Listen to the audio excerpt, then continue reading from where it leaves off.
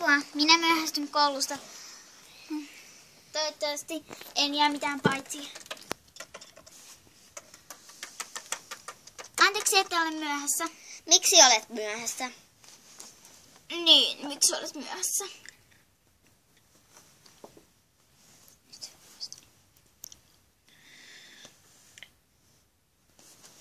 Mikä on syysi, että olet myöhässä?